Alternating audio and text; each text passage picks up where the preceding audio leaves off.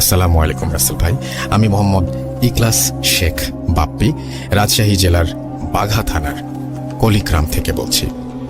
এবং তিনি দুটো ঘটনা পাঠিয়েছেন, যার মধ্যে একটি ঘটনা সিলেক্টেড হয়েছে, সেই ঘটনাটি হচ্ছে এটি। তাই তিনি লিখছেন যে আমি আবারও দুটো ঘটনা নিয়ে হাজির হলাম ভূত.com টিমের সাথে। আমি এখন যে ঘটনাটি শেয়ার করতে চাচ্ছি সেটা আমার গ্রাম কলিগ্রামের ঘটনা। ঘটনাটি একজনের সাথে ঘটে না, তবে ঘটনা যাকে নিয়ে কেন্দ্র করে তার নাম আনেরা বেগম। তাকে সবাই দাদি বলে ডাকত। তো মূল ঘটনায় আসা যাক। ঘটনাটি 1998 সালের। আপনারা সবাই ভালোভাবে জানেন যে 1998 সালে প্রচুর পরিমাণে বন্যা হয়েছিল। তো আগেই একটা ঘটনায় বলেছি যে আমাদের গ্রামটি পদ্মা নদীর তীরে, অর্থাৎ পদ্মার শাখা নদীর পাশে, মানে আমাদের গ্রামটি পদ্মা নদীর পাশ দিয়ে চলে যাওয়া একটি গ্রাম। ঘটনাটি যখনকার, তখন আমাদের গ্রামটি আরো নিচু ছিল। তখন মানে অনেক নিচু থাকলেও এখন অনেকটা উঁচু হয়ে গেছে। বন্যার পানি আগের মতো আর ঢুকতে পারে না। তো তখন মানে 1998 সালে সেই বন্যায় আমাদের গ্রামেও পানি ঢুকে পড়ে। এমন কোনো বাড়ি নেই যেখানে পানি ঢুকে পড়েনি। আমাদের গ্রাম সহ আশেপাশের প্রায় সব গ্রামেই পানি ঢুকে যায়। তো ঘটনাটি যে দাদির সাথে ঘটে, তিনি ছিলেন একজন বিধবা নারী এবং তিনি ছিলেন বন্ধ্যা। তার মানে তার কোনো সন্তান ছিল না। আর ওনার বয়স ছিল প্রায় 65 থেকে 70 বছর। তিনি তার খাবারের চাহিদা মেটাতে বিভিন্ন এলাকায় ঘুরে ঘুরে সাহায্য চাইতেন এবং দিন শেষে যা পেতেন তা দিয়ে বাজার করতেন। এবং পাশেই বিশাল বিশাল আমের গাছ ছিল, মাঠের পর মাঠ বিস্তৃত গাছ, এক পাশ থেকে আর এক পাশ দেখা যেত না। এখন সেই বাগানের কিছু অংশ আছে, সেখান থেকে তিনি লাকড়ি সংগ্রহ করতেন এবং রাতে রান্না করতেন। আবার পরের দিন সেম কাহিনী। এভাবেই চলতে থাকে তার জীবন। তো সেই ভয়াবহ বন্যা গ্রামে ঢোকার পর তিনি তার বাড়ি থেকে বের হতে পারতেন না এবং তিনি তখন থেকে প্রায় না খেয়ে থাকতেন। গ্রামের কোনো মানুষ বা পৌরসভার পক্ষ থেকে কিছু আসলে তাই খেত। এভাবে প্রায় অনেক দিন কেটে যায়। সেই বৃদ্ধার ঘর থেকে কোনো সারা শব্দ আসে না। তাই কয়েকজন মিলে ওনার বাড়িতে গিয়ে দেখে ঘরে কেউ নেই এবং ঘরের ভেতর থেকে অনেক পচা গন্ধ আসছে। আর ওনার বাড়ি একটু নিচু হওয়ায় ওনার বাড়ির ভেতরে পানি উঠে গিয়েছিল। সবাই বৃদ্ধাকে না পেয়ে মনে করেন হয়তো বৃদ্ধা খাবারের জন্য অন্য কোথাও গেছেন। বিষয়টি সবাই স্বাভাবিকভাবেই নেন। আসলে বৃদ্ধাটি অনেক দিন না খেয়ে থাকতে থাকতে অনেক দুর্বল হয়ে পড়েন এবং উনি ঘর থেকে বের হতে না পারায় একসময় মারা যান। ওনার মৃত্যুর ঘটনাটা আমরা পরে জানতে পারি, আপনারাও জানতে পারবেন। এভাবে অনেকটা সময় কেটে যায়। তখন বন্যার পানিও শুকিয়ে যায়। অনেক দিন পর তখনকার সময়ে একটা পাগল ছিল আমাদের গ্রামে। ওর নাম ছিল ঝাড়ু পাগল। তিনি প্রায়ই বলতেন এই দাদি আনেরার সাথে নাকি তার মাঝে মাঝে দেখা হয়। দাদি নাকি তাকে বলে, তোরা সবাই মরবি, কাউকে শান্তিতে থাকতে দেব না। সবাই পাগলের পাগলামি মনে করে হেসে উড়িয়ে দেয়। তো একদিন হয় কি, তখন যারই সন্তান সম্ভবা হন, যিনি তারই সন্তান কোনো না কোনোভাবে মানে মিসক্যারেজ হয়ে যায় আর কি। একদিন এক অন্তঃসত্ত্বা নারী রাতে বাড়ি থেকে বের হয়। বাড়ির একটু দূরেই বাথরুম, সেই কারণেই বের হন তিনি। এবং সেদিন তার স্বামীকে অনেক ডাকাডাকি করেন তিনি। তারপর স্বামী ওঠেন না এবং তিনি একাই বাথরুমের উদ্দেশ্যে রওনা হন। এবং হঠাৎ করেই তিনি দেখেন যে চারিদিকে শব্দ টব্দ সবকিছু বন্ধ, নিস্তব্ধ একটা পরিবেশ। কিছুক্ষণ পর টয়লেটের ভেতর থেকে তিনি শুনতে পান দূর থেকে কেউ আসছে, পাতার উপর খসখস শব্দ। তিনি একটু ভালো করে লক্ষ্য করে দেখেন যে কোন এক বৃদ্ধা মহিলা তার দিকে এগিয়ে আসছে। কাছে আসতেই তিনি টয়লেটের ভেতর থেকে দেখতে পান যে ওইটি একটি বৃদ্ধা মহিলা। আসসালামু আলাইকুম প্রিয় লিসেনার্স, আশা করি আপনারা সকলেই অনেক ভালো আছেন। আপনাদের পছন্দের শো ভূত এফএম এর সর্বকালের সেরা বাছাই করা ঘটনাগুলো আমাদের চ্যানেলে আপলোড করা হয় রাত ঠিক 10টায়। তাই ভিডিওটি না টেনে সম্পূর্ণ দেখার অনুরোধ রইল। আর যারা এখনো আমাদের চ্যানেলটি সাবস্ক্রাইব করেননি, দয়া করে এখনই সাবস্ক্রাইব করে বেল বাটনটি অল করে দিন। যিনি 2 মাস আগে হারিয়ে গেছেন বা তার কোনো সন্ধান পাওয়া যায়নি বা তিনি মারা গেছেন। তারপর ওই দাদি ওনার টয়লেটের দরজায় খুব জোরে জোরে ধাক্কাতে শুরু করেন। উনি দরজার কোনো একটা ছিদ্র ছিল যেখান দিয়ে তিনি দেখতে পান এবং দরজা ধাক্কা ছিল এবং তিনি বলেন যে তার খুব ক্ষুধা লেগেছে এবং তিনি তার বাচ্চাকে খেতে চান। অনেক দিন নাকি তিনি কিছু খাননি। এটা শুনে সেই অন্তঃসত্ত্বা নারী অজ্ঞান হয়ে যান। এদিকে তার স্বামী তাকে বিছানায় না পেয়ে খুঁজতে গিয়ে দেখেন তার স্ত্রী টয়লেটের ভেতরে পড়ে আছেন। তারপর হয়তো ভয় পেয়ে বা অন্য কোনো কারণে তার বাচ্চা সত্যি সত্যিই মিসক্যারেজ হয়ে যায়। এভাবে প্রায় 2 বছর গ্রামের কোনো মানুষের বাচ্চা হয়নি। যেই নারী অন্তঃসত্ত্বা হতো, কোনো না কোনোভাবে সে ক্ষতিগ্রস্ত হতো, বুড়িকে দেখতে পেত, এরকম একটা ব্যাপার ঘটতো তার সাথে। এটা যদি একজনের হতো তাহলে ব্যাপারটা হয়তো স্বাভাবিক একটা ঘটনা মনে হতো বা একটা বিচ্ছিন্ন ঘটনা মনে হতো। যখন গ্রামের সব মানুষ দেখলো এবং সেটা যখন একজনের সীমাবদ্ধ থাকলো না, সব অন্তঃসত্ত্বা নারী যখন সেই বৃদ্ধাকে দেখতে পায় এবং বাচ্চা নষ্ট হয়ে যায়, তখন কিন্তু সত্যিই সেটা একটি ঘটনা। তাই গ্রামের বিভিন্ন মানুষ মিলে কবিরাজের কাছে যায়। একজন কবিরাজ আমাদের গ্রামে এসে বলে গ্রামে কোনো বদজিনের নজর পড়েছে। তারপর তিনি গ্রামটিকে বন্ধ করে দেন। তারপর প্রায় 2 বছর 5-6 মাস আর কোনো সমস্যা হয়নি। ঠিক এতদিন পর এই সময়ে যাদের বাচ্চা জন্ম নিয়েছিল তারা সবাই ঠিকঠাক মতো তাদের বাচ্চা প্রসব করতে পেরেছেন। তখন আমার নিজের বড় চাচির এক মেয়ে সন্তান হয়। তো ওনারা অনেকদিন পর বাচ্চা পেয়ে অনেক খুশি। একদিন চাচি দুপুরবেলা রান্না বান্না করে ঘরের বিভিন্ন কাজ করতে করতে সন্তানকে শুইয়ে রেখে বাইরে যান। বাইরে থেকে হঠাৎ তিনি তার বাচ্চার কান্নার শব্দ শুনতে পান।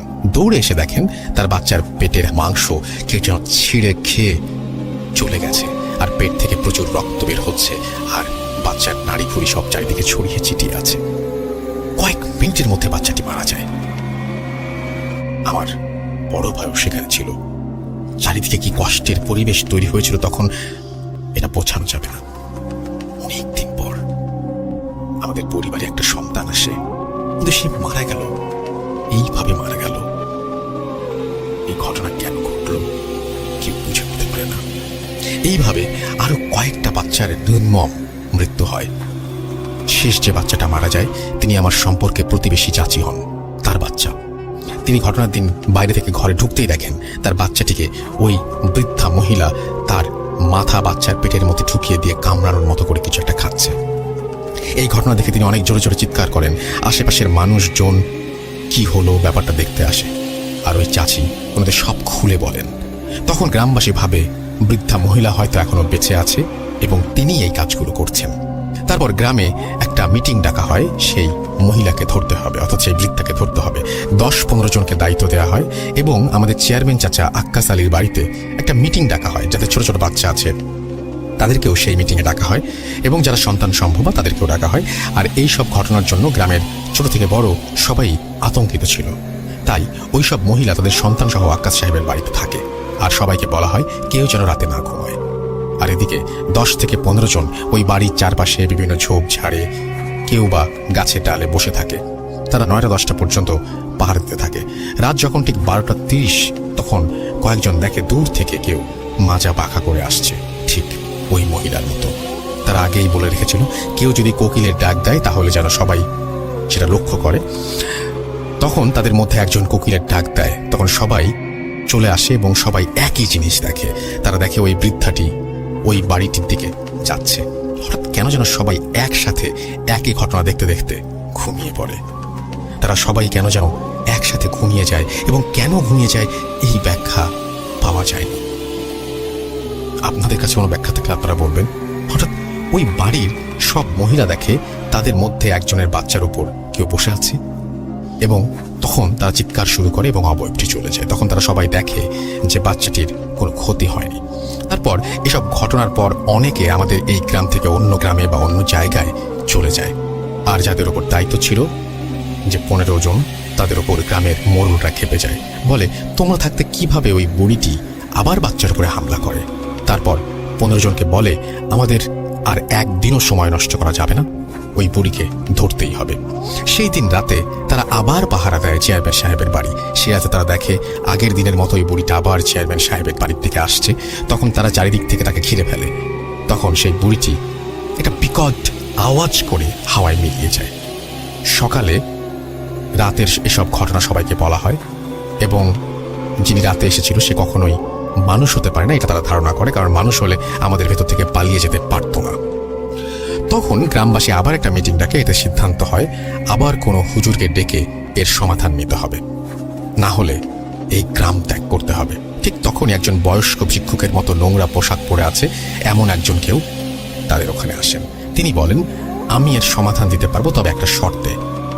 আমাকে একটি অল্প বয়স্ক মেয়ে দিতে হবে, যেই মেয়েটির শরীরে আমি তাকে হাজির করব।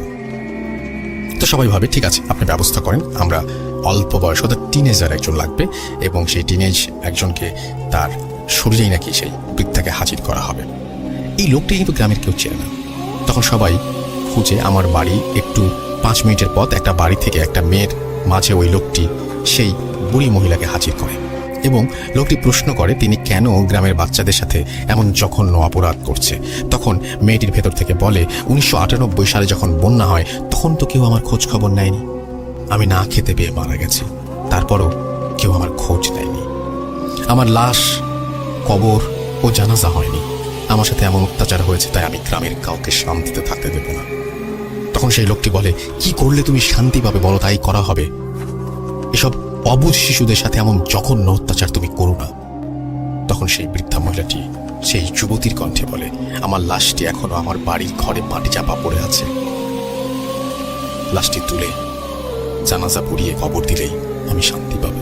তখন তারা ওই বৃদ্ধা মহিলার ঘরের মাটি খুঁড়তেই কিছু হাড় পায় এবং জানাজা পুড়িয়ে তাদেরকে কবর দেওয়া হয়।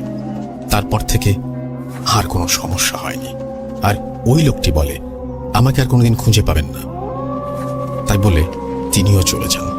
ওই লোকটি আবার কোনো জিন ছিল নাকি সেটা অজানা। তারপর থেকে আজ পর্যন্ত কোনো সমস্যা হয়নি, তবে ওই বুড়ির বাড়ির পাশে গেলে নাকি অনেকে এখনো মাঝে মাঝে কান্নার শব্দ শুনতে পান। ঘটনাটা শেষ হয় 2006 সালে। এই ছিল আমাদের গ্রাম কলিগ্রামের এক ভয়ঙ্কর ঘটনা। ঘটনাটি একটি সত্য ঘটনা, গ্রামের সবাই এই ঘটনা জানেন, ভালো লাগলে পড়ে শোনাবেন। এরপরে তিনি লিখেছেন, তার নাম মোহাম্মদ ইখলাস শেখ বাপ্পি, কলিগ্রাম, বাঘা, রাজশাহী, পদ্মা নদীর শাখা নদীর পাশের গ্রাম। তারপর তিনি তার ফোন নাম্বার শেয়ার করেছেন। আমি আপনাদের সবাইকে একটা কথাই বলবো যে জুজুর ঘটনাটা শুনেছেন না, অনেকটা সেই রকম একটা ঘটনা অনেকদিন পরে পেলাম, যে ঘটনাটি এরকম বাচ্চাদেরকে খেয়ে ফেলার ঘটনা, বাচ্চারা হারিয়ে যাবার ঘটনা, এবং এরকম ঘটনা আমি বিশ্বাস করি আপনাদের কাছেও আছে। যদি থাকে তাহলে অবশ্যই আমাদের পাঠাবেন। আর আমাদের পাঠাতে হলে খুব সহজ একটা নিয়ম আছে, আপনারা জানেন সেটা, তারপরেও জানিয়ে দিচ্ছি। russell.booth.com@gmail.com এখানে পাঠিয়ে দেবেন। আমাদের সামনে আরও অনেক প্ল্যান রয়েছে, কিন্তু আমরা একটা বই বের করছি আপনাদের জন্য, খুব তাড়াতাড়ি আপনারা সেটা হাতে পেয়ে যাবেন। আরও বেশ কিছু জিনিস আমরা নিয়ে আসতে চাই আপনাদের জন্য, সেটাও আপনারা খুব দ্রুত হাতে পেয়ে যাবেন। সুতরাং বেশি বেশি ঘটনা পাঠান, যাদের ঘটনা ভালো হবে তাদের ঘটনায় স্থান করে নেবে সেই বইটিতে। এবং আশা করছি আপনাদের যদি পাশে পাই আমরা সামনের দিকে এগিয়ে যাবই, কোনোভাবেই থামব না।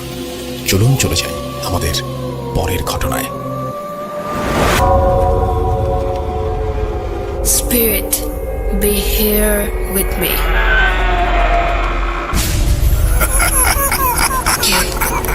¿Qué tenés? Booth.com. The fear returns with Russell.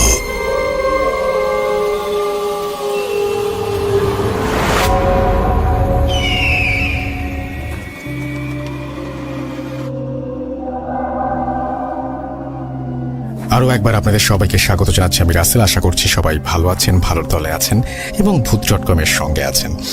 আমি এখন যেটা করতে চাই সেটা হচ্ছে আমি চলে যেতে চাই আমার পরবর্তী ঘটনায়, এবং এই ঘটনাটি আমি পেয়েছি গাইবান্ধা থেকে।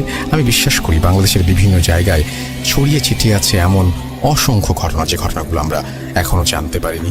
অনেকে আমাদের এই প্রোগ্রাম হয়তো রেগুলার শোনেন, অনেক আগে থেকে শোনেন, কিন্তু মেসেজ যেমন করেন না তেমন ঘটনাও পাঠান না। এবং সেটার কারণ হচ্ছে অনেকের মধ্যে অস্বস্তি বোধ আছে, অনেকের সময়ের অভাব রয়েছে, নানা রকমের কারণ রয়েছে। আমি বলবো আপনারা যদি একটু কাইন্ডলি ঘটনা পাঠান তাহলে আমার জন্য খুব সুবিধা হয়। বাংলাদেশের বিভিন্ন জায়গার ঘটনাগুলো, পৃথিবীর বিভিন্ন জায়গার ঘটনাগুলো আমি আসলে আপনাদের সামনে তুলে ধরতে পারি। আর সেই জন্যই আমি চাইবো আপনারা আমাকে ইমেল করুন, যত বেশি সম্ভব ইমেল করুন, আপনার ঘটনা জানিয়ে দিন আমাকে। সেটা আপনার সাথে ঘটতে পারে, আপনার ফ্যামিলির কারোর সাথে ঘটতে পারে। আমি ভাবছি আজকে একটা জমিদার বাড়ির ঘটনা আমি শেষের দিকে শুনিয়ে দেবো, আশা করছি সেই ঘটনাটাও আশা করছি আপনাদের অনেক ভালো লাগবে। যে কথা বলছিলাম, যে এখন যে ঘটনাটা আমি প্লে করতে যাচ্ছি সেটি আমাকে পাঠিয়েছেন যিনি, তার বাড়ি গাইবান্ধা এবং তার নানার সাথে ঘটে গিয়েছিল এই ঘটনাটি, এবং সেই ঘটনাটি আমি আপনাদের সামনে উপস্থাপন করতে চাই। চলুন শুনে আসি ঘটনাটি। আশা করছি যে এই ঘটনাটিও আপনাদের অনেক ভালো লাগবে। হ্যালো রাসেল ভাই, জিজ্ঞেস করলাম না আপনি কেমন আছেন, কারণ আপনি বরাবরই ভালো দলে থাকেন। আমি ভূত এফএম এর বিরাট বড় একজন ফ্যান ছিলাম, তো ভূত এফএম বন্ধ হয়ে যাওয়ার পর খুব খারাপ লাগছিল। আপনি আবার আমাদের মাঝে ভূত.com না হাজির হয়েছেন, তো বিষয়টা অনেক ভালো লেগেছে। শুধু আমার না, যারা ভূত এফএমের ফ্যান ছিল সকলেরই অনেক ভালো লেগেছে। তো আমি কখনো ভূত এফএমে ঘটনা শেয়ার করি নাই বা ভূত.com এর মধ্যে কখনো ঘটনা করি নাই। তো এটাই আমার ভূত.com শেয়ার করা প্রথম ঘটনা হতে চলেছে। যদি ঘটনাটি সিলেক্ট হয় অবশ্যই আপনি শেয়ার করবেন। ঘটনাটা যদি সিলেক্ট হয়, আমার কাছে আরো অনেক ঘটনা আছে, আমি সেগুলো ইনশাল্লাহ ধীরে ধীরে পাঠানোর ট্রাই করব। তো প্রথমে আমি আমার পরিচয়টা দিয়ে নেই। আমার বাসা গাইবান্ধা জেলার পলাশবাড়ি থানার অন্তর্গত কৈরি হরিণবাড়ি নামক একটি গ্রামে। ঘটনাটি যে আমার নানার সাথে ঘটে যাওয়া একটা ঘটনা। ঘটনাটি ঘটেছে আজ থেকে প্রায় 30 বছর আগে। তো আমি কথা না বাড়িয়ে আমি আমার ঘটনায় চলে যাই। তো আমার নানার বাসার পরিচয়টা দিই। আমার নানার বাড়ি হলো রংপুর জেলার অন্তর্গত পীরগঞ্জ থানার একটি গ্রামে। তো ঘটনায় চলে যাই। ঘটনা যেদিন ঘটে, অর্থাৎ আমার নানার বাবা দীর্ঘদিন পৃথিবীতে বেঁচে ছিলেন, প্রায় 110 বছর তিনি পৃথিবীতে বেঁচে ছিলেন। তো তিনি যেদিন মারা যায়, তো তিনি মারা যায় ঠিক সন্ধ্যার দিকে তিনি মারা যায়। তো সন্ধ্যার দিকে মারা যাওয়ার পর আমার নানা তিনি চিন্তা করলেন তার বাবা মারা গেছে, তো কাফন তো আনতে হবে। তো কথা না বাড়িয়ে তিনি চিন্তা করলেন যে সে নিজেই যাবে কাফন আনতে। তো তার বাসা ছিল গ্রাম থেকে তাকে কাপড় কিনতে হলে পীরগঞ্জ থানা যে বাজারটা আছে তাকে সেখানে যেতে হবে। তো তার গ্রামটা ছিল অনেক ভিতরে, সেখান থেকে তাকে সাইকেল নিয়ে তিনি রওনা দিলেন কাপড় কেনার। তো তিনি বাসা থেকে বের হলেন সাইকেল নিয়ে, নর্মাল ভাবে তিনি যেভাবে এতদিন পীরগঞ্জ থানায় যে বাজার আছে সেখানে তিনি বাজার করতেন, ঠিক সেইভাবে তিনি রওনা দিলেন বাজার করার উদ্দেশ্যে। সেখানে এসে তিনি কাপড় কিনবেন। তো তিনি বাসা থেকে বের হন, সাইকেল নিয়ে ভালোভাবে বের হন। তো গ্রাম অঞ্চলের রাসেল ভাই আপনি খেয়াল করে দেখবেন যে নদী পারাপারের জন্য সাঁকো থাকে, সাধারণত সাইকেল নিয়ে হোক বা যে কোনো যানবাহন নিয়ে চলাফেরা করার জন্য সাঁকো। তো তিনি সাইকেল নিয়ে বেশ ভালোভাবে সেই সাঁকোর কাছে পৌঁছালেন এবং সাঁকো পার হয়ে তাকে পৌঁছাতে হবে পীরগঞ্জ থানা যে বাজার আছে সেখানে যেতে হবে। তাকে গেলে ওই সাঁকোটা পার হতেই হবে সাইকেলে। তো তিনি ভাবলেন সাইকেলে যেভাবে পারে সেভাবে। তো সাইকেল নিয়ে তিনি যখনই সাঁকোর উপর উঠলেন, তো ওঠার পরে তিনি নর্মালি দেখতে থাকলেন যে সাঁকোটা কাঁপাকাঁপি করতে। তো ভাবলেন কাঁপতেই পারে, বাসের তৈরি একটা সাঁকো, নর্মাল ভাবে এটা কাঁপতেই পারে। ব্যাপারটা তিনি নর্মাল ভাবে নিয়ে হতেই পারে, এটা সাইকেল নিয়ে উঠতে হতেই পারে। তিনি আর কোনো কিছু না ভেবে সাইকেল নিয়ে ভালোভাবে সাঁকোটা ক্রস করে চলে গেলেন। এভাবে তিনি ভালোভাবে পীরগঞ্জ থানা যে বাজার আছে সেখানে পৌঁছালেন এবং দোকানে গিয়ে কাপড় কিনলেন। তো কিনে তিনি যখন তার পকেট থেকে টাকা বের করতে পারেন, কিন্তু তার পকেটে কোনো টাকা নেই, অথচ তিনি বাসা থেকে টাকা নিয়ে বের হয়েছেন। তিনি ব্যাপারটা বুঝতে পারলেন না। তিনি বললেন যে কিভাবে কি হলো, আমি তো পকেটে টাকা নিয়ে বের হলাম। তো তখন সে খেয়াল করলো যে সাঁকোর ওখানে কাঁপাকাঁপি হলো, তখন আমার পকেট থেকে টাকা পড়ে গেছে কিনা। তখন সে ব্যাপারটা ভাবলো হয়তো ওখানেই টাকা পড়ে গেছে। তো দোকানদার তার পরিচিত থাকায় দোকানদার তাকে বললো যে আপনি নিয়ে যান, সমস্যা নেই, পরবর্তীতে যে কোনো সময় এসে আপনি টাকাটা যে কোনো জিনিসে দিয়ে দেবেন, আপনি কাপড় নিয়ে চলে যান। তো উনি দোকানদারের সাথে কথা বলে কাপড় নিয়ে সাইকেল নিয়ে আবার ব্যাক করে আবার যখন সাঁকোর কাছে আসলেন, তখন তিনি চিন্তা করলেন যে এখানে তখন আমার টাকাটা পড়ে যেতে পারে, একটু দেখি এখানে পড়ছে কিনা। তিনি দেখলেন যে এক সাইডে টাকাটা পড়ে আছে, টাকাটা যেভাবে তিনি নিয়েছিলেন ওইভাবেই ভাগ করা এবং ওখানে টাকাটা পড়ে আছে। তিনি টাকাটা ওখান থেকে নিলেন এবং চিন্তা করলেন এদিকে তো শুধু আমি যাতায়াত, অনেকই যাতায়াত, অনেক এদিকে চলাফেরা। তো টাকাটা এখন এইভাবে কি করে থাকলো, টাকাটা তো এখানে থাকার কথা না। তো তিনি আর ভাবলেন না হয়তো কেউ নেয়নি বা কারোর জন্য হয়তো করেনি। তিনি ভালোভাবে টাকাটা হাতে নিয়ে তিনি নর্মাল ভাবে আবার বাসায় আসার জন্য তিনি যে পথটি বেছে নিলেন, ওই পথটি ছিল শর্টকাট একটা পথ, যে তাড়াতাড়ি যেন বাসায় পৌঁছাতে হয়। অলরেডি সে যখন সন্ধ্যায় বের হয়েছিল তখন প্রায় রাত 9টা বাজে। তো গ্রামের মধ্যে রাত 9টা মানে অনেক রাত। অলরেডি কাপড় কিনে নিয়ে তিনি যখন ব্যাক করতেছিলেন, বেরোতে 9টা বেজে গেছে। তার একটু আছে, প্রায় 1 কিলোমিটার গেলেই তার বাসা। তো সেখানে 3 রাস্তার একটা মোড় আছে, 3 রাস্তার মোড়ে একটা বিরাট বড় বট গাছ। আসল ঘটনাটা ঘটে এখানে। তিনি যখন বট গাছের নিচে আছে, হঠাৎ মনে হলো তার সাইকেলটা কেউ আটকায়, সাইকেলটা কেউ দাঁড় করেছে, যে সাইকেলটা সে প্যাডাল দিচ্ছে কিন্তু সাইকেল আর আগে যাচ্ছে না। তো সেখানে এসে তার থেমে যাওয়ার পরে থেমে গেছে বলতে কি তার অনুভব হচ্ছে যে সাইকেলটা কেউ আটকাইছে, সে প্যাডাল করতেছে কিন্তু সাইকেল আর আগে যাচ্ছে না। ধীরে ধীরে সে খেয়াল করলো যে তার শরীরের উপর তার আর কোনো কন্ট্রোল নাই, সে প্যাডালও করতে পারতেছে না, প্লাস সাইকেলটা এগিয়ে নিয়ে সেটা তো সম্ভবই হচ্ছে না। তো হঠাৎ সে লক্ষ্য করলো যে সাইকেল সহ তার দেহটা, তিনি নিজে সাইকেলের উপর বসে আসছেন, সাইকেলটা সহ, এবং তিনি নিজে উপরে উঠে যাচ্ছেন, মাটি থেকে অনেক উপরে উঠে যাচ্ছেন। ধীরে ধীরে তিনি বিষয়টা খেয়াল করতে থাকলেন যে তিনি বট গাছের একটা ডালের উপর ধীরে ধীরে উঠে গেলেন মাটি থেকে, অটোমেটিক। তিনি বুঝতে পারলেন না তার সাথে কি করতেছে, যে এটা কি করে সম্ভব, কি করে হতে পারে, যে কেউ না এখানে, কাউকে আমি দেখতেছি আমি কি করে উঠে যাচ্ছি। তো তিনি হঠাৎই নিজেকে দেখতে পেলেন যে মাটি থেকে তিনি বট গাছের উপরে অলরেডি উঠে গেছেন। ভয় তো তার মানে তিনি চিল্লাবেন না কি করবেন এটা তার মনে আসতেছিল না, তার আর কোনো শক্তি পাচ্ছিল না, সে তার নিজের দেহকে কন্ট্রোল করবে এই শক্তিটা নাই। প্লাস সাইকেলের উপরে সে অলরেডি বসে আছে, এইরকম অবস্থাতেই সে বটগাছের একটা ডালের উপরে উঠে গেছে। তো তখন সে মনে মনে ভাবতে থাকলো যে আমি নিজেকে তো বাঁচাতে হবে, এইভাবে তো আমি কি হবে, এখানে কি করতে চলেছে আমার সাথে, আমি তো কিছু বুঝতে পারছি না। তখন সে মনে মনে যতটুকু পারে যে দোয়া করতে পারে তিনি মনে মনে সব মানে উচ্চারণ করতে থাকলে বা যতটুকু পারে পড়তেছিলেন। তো হঠাৎ পড়তে পড়তে তিনি খেয়াল করলেন যে তার শরীরে আবার শক্তি ফিরে আসছে। যে নর্মাল ভাবে ছিলেন সেই নর্মাল ভাবে তার শরীরে শক্তি ফিরে আসতেছে, প্লাস স্বাভাবিক হচ্ছে। তো স্বাভাবিক হতে হতে হঠাৎ করে তিনি বটগাছ থেকে নিচে পড়ে যান, একদম সাইকেল সহ তিনি বটগাছ থেকে যে ডালের জন্য ওখান থেকে নিচে পড়ে যান।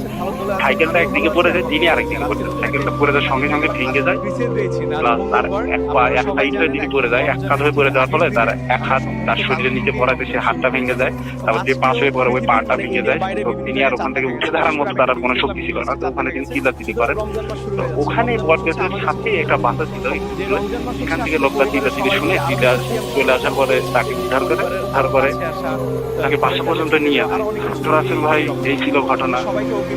তারপর সেখান থেকে তাকে নিয়ে যাওয়ার পরে তিনি বাসায় ভালোভাবে যান, তাকে ঘটনা সব এই লোকটাকে বলেন যে এই ঘটনা। লোকটা বলে যে এখানে অনেক ঘটনাই ঘটে থাকে, ব্যাপারটা সেটা কঠিন কিছু না, এটা নর্মাল ভাবে তিনি তাকে বোঝালেন, তাকে সান্ত্বনা দেওয়ার চেষ্টা করলেন। তো তাই ওই লোকটা আর কি তাকে আমার নানাকে ধরে ধরে ভালোভাবে বাসায় নিয়ে গেলেন।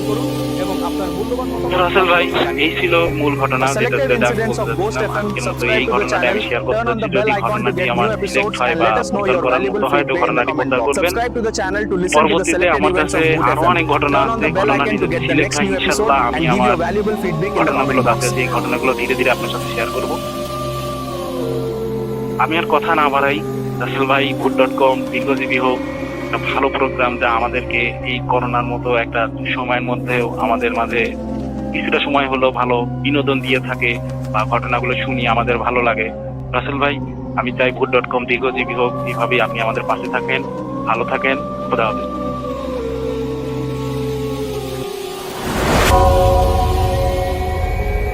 Spirit, be here with me.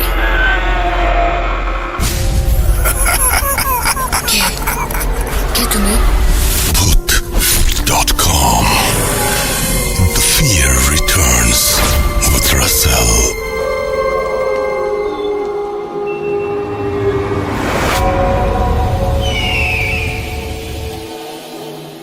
আমরা বিভিন্ন সময় বিভিন্ন ঘটনা নিয়ে আপনাদের সামনে হাজির হই। ব্ল্যাক ম্যাজিক যারা করে তাদেরকে কেমন মানুষ মনে হয়? আজকের আমাদের ফেসবুকে যে পোস্ট আছে সেই পোস্টের নিচে আপনারা জানিয়ে দিন সেটা। এবং একটা সে সাথে আমরা সবাই মিলে একটা শপথও করতে পারি যে আমরা কোনোদিন এই ধরনের খারাপ কোনো কাজ কখনো করব না, এইরকম ধরনের খারাপ কাজ করে অন্যকে ক্ষতিগ্রস্ত করব না। কারণ ব্ল্যাক ম্যাজিক যিনি করেন তিনিও কিন্তু সমানভাবেই ক্ষতির সম্মুখীন হন, তাকেও অনেক কিছু হারাতে হয় জীবন থেকে। এবং দেখেন যারা ব্ল্যাক ম্যাজিক করেন বা এই সমস্ত কালো জাদু চর্চা করেন তারা কিন্তু জীবন থেকে বিচ্ছিন্ন, তারা বেশিরভাগই পরিবার থেকে বিচ্ছিন্ন এবং তাদের মৃত্যু হয় নির্মম মৃত্যু। তো আমরা এই সমস্ত কাজ থেকে দূরে থাকব। তবে যারা এই সমস্ত ঘটনা ঘটিয়েছেন সেই সমস্ত ঘটনার কোনো তথ্য বা কোনো বিবরণ যদি আপনার জানা থাকে তাহলে অবশ্যই আমাদেরকে ইমেইল করবেন। আমাদের ইমেল অ্যাড্রেস হচ্ছে russell.bhoot.com@gmail.com। আপনার নাম, ঠিকানা এবং ফোন নাম্বার সহ আপনার জীবনে ঘটে যাওয়া বা আপনার জানা সেরা ঘটনা লিখে পাঠিয়ে দিন আমার কাছে। ঘটনার শুরুতে অবশ্যই উল্লেখ করুন যে ঘটনাটি আপনি স্টুডিওতে এসে শেয়ার করতে চান নাকি আপনি চান আপনার ঘটনা আমরা পড়ে শোনাই। যারা দেশের বাইরে রয়েছেন তারা সরাসরি অডিও ক্লিপ পাঠাতে পারেন বা লিখেও পাঠাতে পারেন ঘটনাটি, এটা পুরোপুরি আপনার ব্যাপার। আর আমাদের ফেসবুক পেজ ভিজিট করতে ভুলবেন না, www.facebook.com/russell.স্বাধীন। আমি প্রতি মুহূর্তে নিজেকে পরিবর্তন করি, প্রতি মুহূর্তে নিজেকে ডেভেলপ করি শুধুমাত্র আপনাদের যোগ্য হওয়ার জন্য, আপনাদেরকে এতটুকু বেশি আনন্দ দেওয়ার জন্য।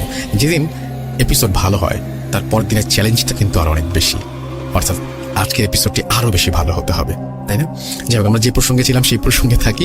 আমরা ছিলাম ব্ল্যাক ম্যাজিকের প্রসঙ্গে, এবং ব্ল্যাক ম্যাজিক কি জঘন্য সেটা আমরা সবাই জানি। এবং এই রকমই একটা ঘটনা আমরা এখন প্লে করব এবং আশা করছি যে এই ঘটনাটি আপনাদের ভালো লাগবে। আমাদের কাছে আরও অনেকগুলো ঘটনা রয়েছে বিভিন্ন বিষয়ে, বাংলাদেশের বিভিন্ন প্রান্ত থেকে আসা, এবং আমি যেটা বলছিলাম যে জমিদার বাড়ি থেকে শুরু করে সব ধরনের ঘটনায় আমরা আস্তে আস্তে প্লে করব। আশা করছি পুরোটা সময় আমার সঙ্গে থাকবেন। চলুন শুনে আসি আমাদের আজকের এই এপিসোডের তৃতীয় ঘটনা। আসসালামু আলাইকুম রাসেল ভাই, আমি সিলেটের মৌলভীবাজার থেকে বলছি। ভূত.com শুরু থেকেই শোনা, ভূত এফএম এর আগে অনেক বছর ধরে শুনে আসছি। তো আজ আমি আমার নিজের ফ্যামিলির সাথে ঘটা একটি ঘটনা আপনাদের সাথে শেয়ার করতে যাব। তো সম্ভবত কারণে আমি আমার নাম, ঠিকানা কোনো কিছুই বলছি না, আমি সরাসরি ঘটনায় চলে যাচ্ছি। ঘটনাটি 2015 সালে কোন একটি রাতে ঘটেছিল। সব অন্যান্য দিনের মতনই আমি নিজে খাওয়া দাওয়া শেষ করে ঘুমোতে গেলাম। হঠাৎ মাঝরাতে আম্মুর ঘুমানোর শব্দে আমার ঘুমটা ভাঙে। তো আমি সরাসরি আম্মুর রুমে চলে যাই, আব্বুর রুমে চলে যাই। তো ওখানে গিয়ে রাসেল ভাই দেখলাম যে আম্মু ওয়াশরুমে যে ফ্লোরটা ওখানে বসে প্রচুর বমি করতেছিল। তারপর অবস্থা অবনতি দেখে আম্মুকে নিয়ে সরাসরি ডাক্তারের কাছে চলে যায় তৎক্ষণিক। তো আম্মুর সমস্যাটা বেসিক্যালি ছিল, আম্মু যেটা বলল যে মাথা ঘোরাচ্ছিল হঠাৎ করে, মানে একদম সুস্থ ছিল আমরা সবাই একসাথে রাতে ট্রেনে করলাম এবং আম্মু ঘুমোতে গেল। ঠিক ফজরের আগ দিয়ে ঘটনা, আম্মু নামাজ পড়ার জন্য উঠেছিল, হঠাৎ করে আম্মুর মাথা একটা ঘুরান দেয়। তো মাথা ঘুরে আম্মু ফ্লোরে পড়ে যায়। ফ্লোরে পড়ে আম্মু কোন রকমে বাথরুমে কাছে গিয়ে প্রচন্ড বমি করতে থাকে। আর আম্মু বললো যে প্রচন্ড পেটে ব্যথা ছিল আর বমি ছিল, মাথা ঘুরছিল।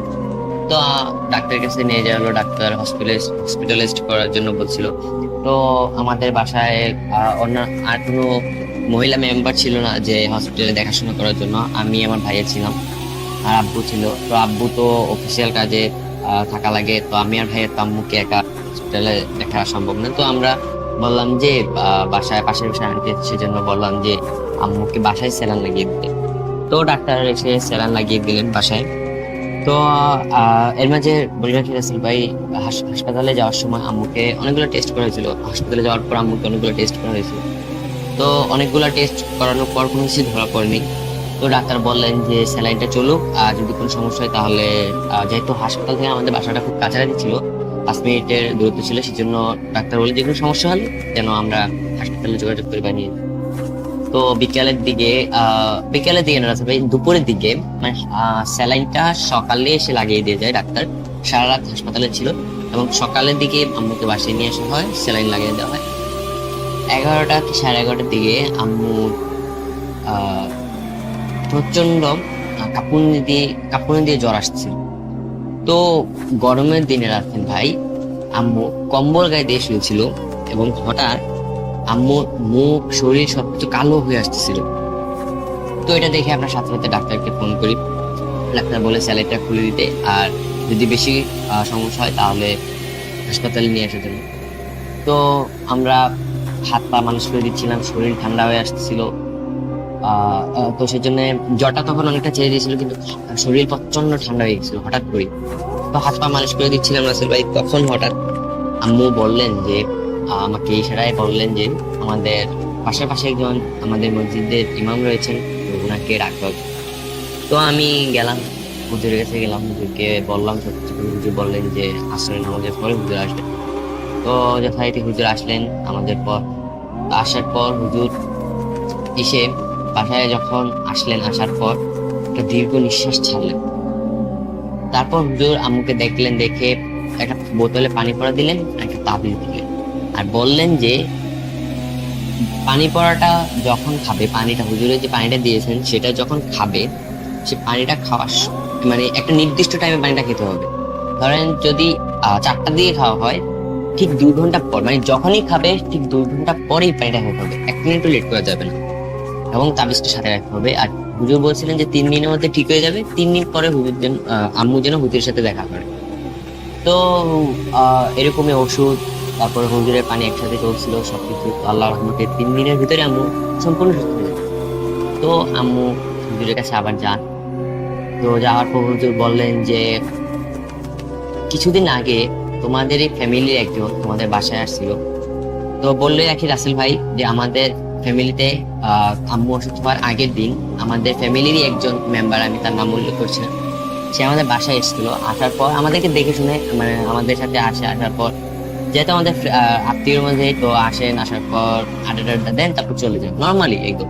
হুজুর বলেন উনি যখন আসছিল ওনার সাথে উনি কি বলবো রাসেল ভাই, আসলে এটা বলতে আমার গাটা কাটা দিয়ে ওঠে রাসেল ভাই। উনি নাকি কবর থেকে মাটি, মানে সদ্য দাফন করা কবর থেকে মাটি উনি উলঙ্গ অবস্থায় ওই মাটিটা আনে এবং ওটা দিয়ে নানা রকম রিসোর্সের মাধ্যমে ব্ল্যাক ম্যাজিক করায়। আর ব্ল্যাক ম্যাজিক যার মাধ্যমে করায় সেটা হচ্ছে আসামের এক তান্ত্রিকের মাধ্যমে করায়, এবং এটা এমন ভাবে করায় যে ঠিক সময় মানে 2 ঘন্টা পর পর আম্মুর অবস্থা আরো অবনতি হবে। তো হুজুর বলে যে এতক্ষণে আম্মুর মানে যদি হুজুর যখন বলেন যে হুজুর যখন দেখতে গিয়েছিলেন তখন এতক্ষণে আম্মুর মরে যাওয়ার কথা, কিন্তু একমাত্র আল্লাহ তাআলা, কারণ ভাই রাসেল ভাই আমরা সবাই জানি যে বাঁচা মরা সবাই আল্লাহর হাতে। আর হুজুর যেটা বললেন যে যেই তাবিজটা করা হয়েছে, যে ব্ল্যাক ম্যাজিকটা করা হয়েছে, ততক্ষণে আম্মু মরে যাওয়ার কথা, কিন্তু আম্মু 5 ওয়াক্ত নামাজ পড়তো, সবসময় কোরআন তেলাওয়াত করতো, সেজন্যে আল্লাহ অশেষ রহমতে আম্মু এখন পর্যন্ত শত কষ্ট সহ্য করার পরও টিকে রয়েছেন। এবং হুজুর বললেন যে এটা ভাঙা হুজুর পক্ষে অনেক কষ্ট করছিল হুজুর। তো এটা ভাঙার পর রাসেল ভাই, তো আম্মু চলে আসলেন বাসায়। বাসায় আসার পর আম্মু অনেকটা, আমরা সবাই ভেঙে পড়ি যে রাসেল ভাই আমাদের ফ্যামিলিরই একজন মেম্বার ফ্যামিলিগত শত্রুতার কারণে এত খারাপ একটা কাজ করবে। আর রাসেল ভাই এটা যে মানে ওনাকে গিয়ে বলা হবে বা ওনাকে কোনো আইনি ব্যবস্থার মাধ্যমে কোনো কিছু করা হবে রাসেল ভাই, সেটা আসলে মানে কোনোভাবে হয়ে উঠছিল না। কারণ রাসেল ভাই এগুলা প্রুফ কারোর সাথে অনেককে বিশ্বাস করে রাসেল ভাই, কেউ বিশ্বাস করে না, এগুলা প্রুফ হিসেবেও মানা হয় না রাসেল ভাই, আর এটা কোনো বিচারও নাই। তো যে করছে সে তো কুফরি করছে রাসেল ভাই। আমরা তো রাসেল ভাই এটা ইসলামিক মাইন্ডে, ইসলামিক শরীয়তের মধ্যে থেকে সেটা ফেস করতে হইতেছে, সেটাকে প্রতিরোধ করতে হইতেছে রাসেল ভাই। তো উনি এখন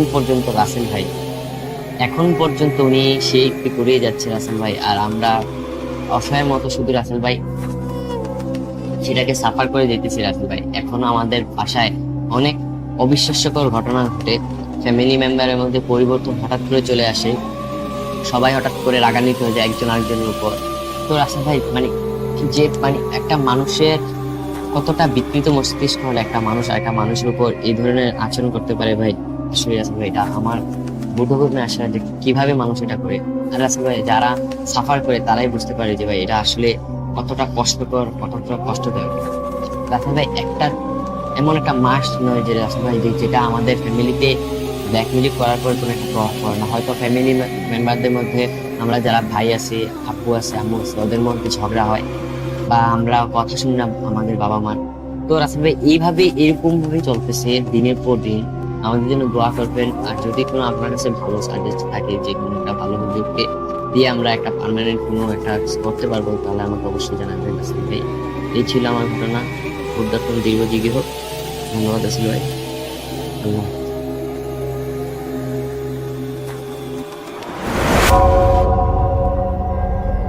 Spirit, be here with me.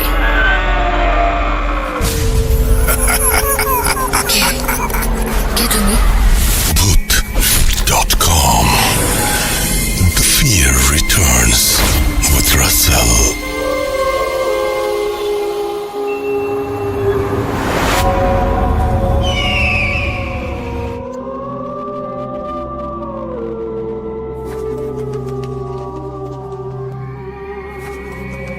মনে আছে তো একটু আগে যে ঘটনাটি শুনলাম, সেটি আমাদের সেই লিসেনার শুনেছেন তার নানার কাছ থেকে। আর এইবার যে ঘটনাটি প্লে করব সেটি আমাদের যিনি পাঠিয়েছেন তিনি শুনেছেন তার দাদির কাছ থেকে। ছেলেবেলায় একটা সময় থাকে যখন নানি দাদিরা এই ধরনের ঘটনা আমাদের শোনাতেন। এখনো কি সেই অভ্যেসটি আছে? আমি যখন শুরু করেছিলাম তখন আমার মধ্যে এই ব্যাপারটা খুব কাজ করেছিল যে আমরা মায়ের কাছ থেকে, নানা নানির কাছ থেকে, দাদা দাদির কাছ থেকে যে ঘটনাগুলো শুনি, সেই ঘটনাগুলো যদি আমরা আবার শুনতে পারি নতুন করে, তাহলে মন্দ কি? এবং আপনারা ভালোবেসে আমাকে স্থান দিয়েছেন আপনাদের মনে, সেজন্য আপনাদেরকে অনেক অনেক অনেক অনেক ধন্যবাদ। এবং আমি সেইখান থেকেই আমার প্রেরণা পাই সামনে এগিয়ে যাবার। তো আমি যেটা বলছিলাম যে নানি দাদিরা যে ঘটনাগুলো বলেন, সেই ঘটনাগুলো নিয়ে আমরা কি কখনো ছোটবেলায় সন্দেহ প্রকাশ করেছি? আমাদের কখনো মনে হয়েছে যে এই ঘটনাটা ঠিক যিনি বললেন, যা বললেন এটা হয়তো ঠিক না, বা উনি মিথ্যা বলছেন, এরকম কোনো কিছু কি কখনো মনে হয়েছে বা মাথায় এসেছে? আমার মনে হয় না। আমরা কিন্তু পুরোটা সময় উপভোগ করেছি। আমিও তাই বলবো যে এই ঘটনাটিও যখন আপনি শুনবেন তখন উপভোগই করবেন। প্রতিটি ঘটনার কথাই বলছি, শুধুমাত্র এই ঘটনাটি বলছি না, প্রতিটি ঘটনা। এবং ঘটনাটি আরও চমৎকারভাবে, মানে শোনার জন্যও যে একটা আয়োজন যদি দরকার হয়, সে ধরনের আয়োজনও করে নেবেন। অনেকে আমি শুনেছি যে স্পিকারে শোনেন, অনেকে আমি শুনেছি সবাই মিলে শোনেন। একা শুনলে যদিও ভয়টা আরও বেশি লাগে। যাই হোক, আমি কথা বলবো না, কারণ আমার কথা শুনতে আপনাদের নিশ্চয়ই ভালো লাগছে না। আপনারা শুনতে চান ঘটনা। আমরা চলে যাচ্ছি সরাসরি আমাদের আজকের পরবর্তী ঘটনায়। আউযু বিল্লাহি মিনাশ শাইতানির রাজিম। বিসমিল্লাহির রহমানির রহিম। আসসালামু আলাইকুম রাসেল ভাই। আসসালামু আলাইকুম লিসেনার্স। সবার দোয়াতে ভালো আছি। রাসেল ভাই, আপনি সবসময় ভালোর দলে থাকেন। ভালোর দলে থাকাটা একটা ভাগ্যের ব্যাপার। সারা জীবন আপনার জন্য দোয়া করি আপনি যেন ভালোর দলেই থাকেন। রাসেল ভাই, এখন যে ঘটনাটা বলতেছি এটা আমার দাদির সাথে ঘটে যাওয়া ঘটনা। আমার দাদির নাম নূরজাহান বেগম। আর এটা ঘটনাটা খুবই মর্মান্তিক একটা ব্ল্যাক ম্যাজিকের ঘটনা রাসেল ভাই, যেটা আমি আমার বাবার মুখ থেকে শুনে সংগ্রহ করে আপনাকে শেয়ার করছি। খুবই মর্মাহত একটা ঘটনা। যাই হোক রাসেল ভাই, আমার আগের ঘটনাটা বলার জন্য আপনাকে অনেক ধন্যবাদ। এটা আমার দ্বিতীয় ঘটনা। তো রাসেল ভাই, এটা অনেক আগের ঘটনা। ঘটনাটা ঘটে 1952-53 সালের দিকে। তখন আমার বাবা ছোট, বাবা জন্মগ্রহণ করে। আমার বাবাদের 4 ভাই 3 বোন। পরবর্তীতে দাদা আবার বিয়ে করার কারণে আরো 2 বোন ওই ঘরে জন্মগ্রহণ করে। তো যাই হোক রাসেল ভাই, আমার ঘটনার মাধ্যমে আপনি বুঝতে পারবেন পরবর্তীতে তাদের ভাই বোনের বিষয়টা। তো আমার বাবা কলেজে ফার্স্ট ইয়ারে। তো ওই সময় হঠাৎ করে একদিন সন্ধ্যাবেলা আব্বা দাদা তখন তারা হাট করতো।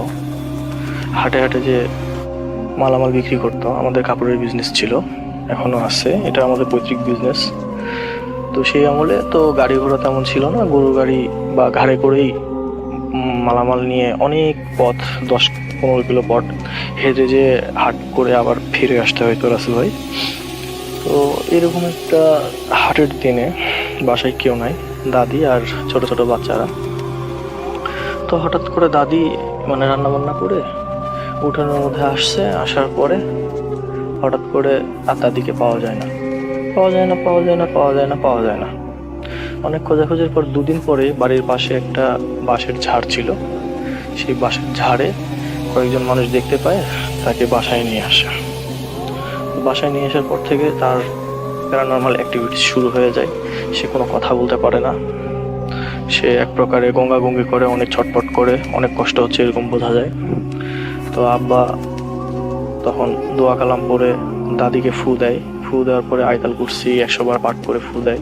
তারপরে একটু ঠান্ডা হইলে আব্বা কোরআন শরীফ বের করে দাদির বুকের উপরে নিয়ে পড়ে। যতক্ষণ কোরআন শরীফ পড়ে ততক্ষণ ভালো, কিন্তু রাত যত বেশি হইতে থাকে দাদির অবস্থা আরো খারাপ হতে। দাদি কিছু বলতে পারে না, শুধু গঙ্গায়।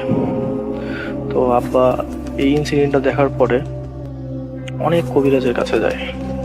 প্রায় আমাদের দিনাজপুরের উত্তরবঙ্গে যত ভালো কবিরাজ আছে, যত ভালো আলেম ওলামা আছে, সবাইকে উনি ঠকাইছে। তো একদিন একটা ভালো হুজুরকে আব্বা বাসায় আনে। তো ও হুজুর বাসায় এখনো ঢোকেই নাই রাসেল ভাই। দরজাতে পা দিয়ে যেই এক পা দিছে, দেওয়ার পরে সঙ্গে সঙ্গে পাটা ঘুরত নিয়ে নিছে। উনি আর ভিতরে যায় না, কয় না এখানে অনেক বড় সমস্যা আছে, এটা আমার দ্বারা হবে না। এনাকে বোবাগালি সাধন করে বান মারছে, যার কারণে আর এটা কোনোভাবেই পসিবল না, এটা সম্ভব না। আরেকটা বিষয় রাসেল ভাই, যখন পূজা হয়, এক কথায় কালী তো হিন্দু সম্প্রদায়ের, তো যখন পূজা হয়, যে কোনো পূজা, যেমন কালী পূজা, দুর্গা পূজা, সরস্বতী পূজা, এই পূজাগুলোর সময় আমার দাদিকে বাসায় রাখা যায় না। উনি এক প্রকারে মনে করেন যে এমন একটা অবস্থা হয়, উনি আন্দাজে নাচতে থাকে, নাচতে নাচতে কাপড় খুলে চলে যায়, বাসায় রাখা যায় না। ওই বের হতে হতে একদম পূজা মণ্ডপে যায় নাচানাচি শুরু করে। আমার আব্বা আবার কাপড় চোপড় নিয়ে যায়, নানিকে পরায়, আবার কোনো রকমে ধরে বাসায় নিয়ে আসে, আবার সেই রকম রিচুয়াল করে, দোয়া কালাম পড়ে, বুকের উপরে কোরআন শরীফ বের করে পড়ে। এইভাবে করে কিছুদিন দিন যাচ্ছে। তো এক পর্যায়ে এই ইনসিডেন্ট শুরু হয় রাসেল ভাই, আসলে আমার দাদিকে যে পান মারছে, ইনি খুবই একটা খারাপ মানুষ। আমাদের বাসার পাশেই ওনার বাসা। তো উনি এই কাজগুলো করতেন। আসলে উনি আমার দাদিকে পছন্দ করতেন। আমার দাদি অমায়িক সুন্দর একটা মানুষ ছিল, উনি ওনাকে পছন্দ করতেন, ওনার সঙ্গে বিয়ে হওয়ার কথা ছিল কিন্তু বিয়ে হয়নি, যার কারণে উনি এইভাবে বানটা মারছে। তো একদিন কালী পূজার রাতে দাদা আব্বা সবাই হাটে গেছে। ওই দিন সন্ধ্যা থেকে দাদিকে আর ঠিক থাকতে পারে না। দাদি অনর্গলভাবে নাচানাচি করতেছে, কাপড় চোপড় পুরোই উলঙ্গ। এই নাচানাচি করার পরে বের হয়ে চলে গেছে। নাই নাই নাই নাই, ওনাকে পাওয়া যায় না। তারপরে আবার আব্বু ওনার চিকিৎসা করতে করতে এক প্রকার উনিও কিছু কিছু রিচুয়াল শিখে গেছিল, যার কারণে সেই রিচুয়ালগুলো করার পরে দাদিকে আবার সেই বাসের ঝাড়ে ফিরে পায়। তো ওইখান থেকে নিয়ে আসার পরে উলঙ্গ ছিল, সেখানে কাপড় দিয়ে পেঁচাই টেঁচাই নিয়ে আসার পরে দাদিকে একটু সুস্থ করে ওই সেই রিচুয়ালগুলো করে। রিচুয়ালগুলো করার পরে দাদি একটু সুস্থ হয়। তখন দাদি বাবাকে বলে যে বাবা, তুই আমার ইজ্জত দেখছিস, তুই আমার বাপ, আমি দোয়া করে গেলাম, তুই আজীবন দুধ ভাতে খাবি। আমি মনে হয় বেশি দিন বাঁচবো না বাবা, তুই আমার যে খেদমত করছে আল্লাহ পাক তোকে কখনো ঠেকাবে না, তুই অবশ্যই জান্নাত পাবি। তো এইরকম কষ্ট ভোগ করতে করতে আমার দাদি এক প্রকারে মারা যায়। তারপরে জানতে পারা যায় যে আসলে এই কাজটা কে করছে বা কেন করছে। তো রাসেল ভাই, আসলে ব্ল্যাক ম্যাজিক এমন একটা খারাপ জিনিস। এখন তো আমাদের বাংলাদেশে বা পৃথিবীতে মানুষকে মারতে অস্ত্রের প্রয়োজন হয় না, টেকনোলজিক্যাল ওয়েপনগুলো দিয়ে মানুষকে মারা হচ্ছে। যেমন ধরেন corona, swine flu, bird flu, এরকম। তো আগের যুগে তো এরকম কিছু ছিল না। আগের যুগে এই জিনিসটাই খুবই প্রচলিত ছিল এবং খুব কাজে দিত, যার কারণে মানুষরা হিংসার বশে, অহংকারের বশে, কোনো কিছু পাওয়ার লোভে এই কাজগুলো করত। আসলে যারা এই ধরনের ব্ল্যাক ম্যাজিকের মধ্যে পড়ে, তারাই এই কষ্টটা কেমন করে সাফার করে শুধু তারাই জানে রাসেল ভাই। আমার বাবা আসলে এই ব্যাপারটাতে খুবই মর্মাহত। আমার বাবা এক প্রকারে এই ঘটনাটা বলতে বলতে কেঁদেই বলছিল, আসলে হাজার হলেও মা যদি চোখের সামনে এভাবে দিলে মারা যায়, কে সহ্য করবে? বেল আইকনটি অন করুন এবং আপনার মূল্যবান মতামত কমেন্ট বক্সে জানিয়ে দিন। ঘটনাটা যদি ভালো লাগে তাহলে লিসেনারদের জানাবেন, শুনতে চ্যানেলটি সাবস্ক্রাইব করে নিন। একটা কথা বলি, পরবর্তী নতুন এপিসোড পেতে বেল আইকনটি অন করুন এবং আপনার মূল্যবান মতামত কমেন্ট বক্সে জানিয়ে দিন। ব্ল্যাক ম্যাজিক করে আর know your valuable feedback in the comment box. For selected incidents of Ghost FM, subscribe to the channel, turn on the bell icon to get new episodes, and let us know your valuable feedback in the comment box. You can subscribe to the channel to listen to the selected events of Boot FM. Turn on the bell icon to get the next new episode and give your valuable feedback in the comment box. Related incidents from Boot FM, subscribe to the channel, turn on the bell icon for new episodes, and share your valuable opinions in the comment section. অবহেলার মাধ্যমে সে মারা গেছে। তার মারা যাওয়ার সময় কবরে তেমন একটা মানুষও হয়নি জানাজাতে, খুব কম মানুষ জানতো আগে থেকে যে উনি একজন খারাপ মানুষ। আর ওনার আমাদের বাড়ির পাশে দেওয়ালে বাসা, তো ওনারও কতগুলো রিচুয়ালের ঘটনা আছে, এগুলো আমার নিজের চোখে দেখা। রাসেল ভাই, এগুলো আমি যদি পারি আপনাকে শেয়ার করব। থ্যাংক ইউ রাসেল ভাই, ভালো থাকবেন, দোয়া করবেন। Long live ভূত.com।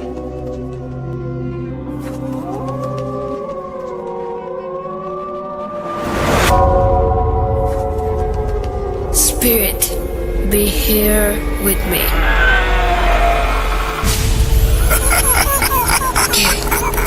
¿Qué tenés? Boot.com. The fear returns with Russell.